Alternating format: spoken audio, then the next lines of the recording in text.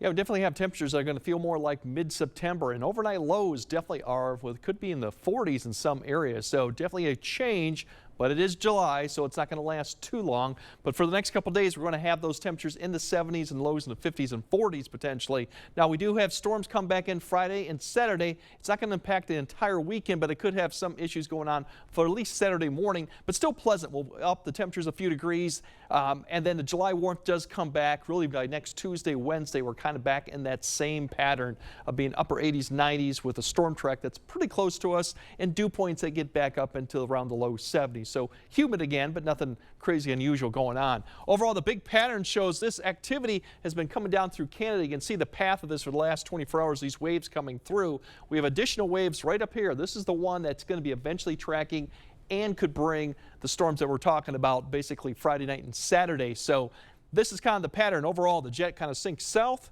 We get the storm track, then it goes further north of Canada. We start warming up, getting more heat and humidity. We kind of go back and forth with this all the way through August too. So this is really typical, but we are going to see a little bit of a break with some cooler air behind this system coming through that just came through.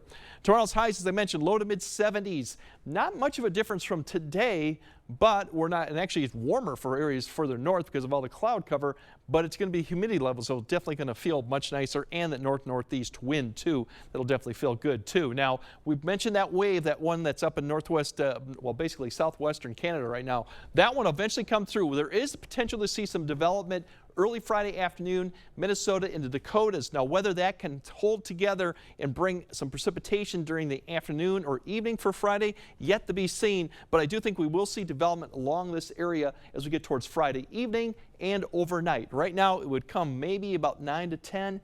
That could change, could impact some activities while the track, or when it does come through. It'll come through by Saturday morning. When you wake up, you'll have thunderstorms probably mainly south of La Crosse, maybe more north, but that'll quickly end towards the early morning hours, probably by noon. There could be some redevelopment in the afternoon, but for the most part, I think a lot of Saturday afternoon will be probably dry, but it's just the morning hour we'll have to keep an eye on. Severe activity with this one right now. There is always a potential with these waves coming through. Damaging winds and flooding is a potential this time of year. Right now, the main threat would be southwest of the area, but that could change, so we have to keep an eye on it. Once again, it's Friday night through early Saturday morning.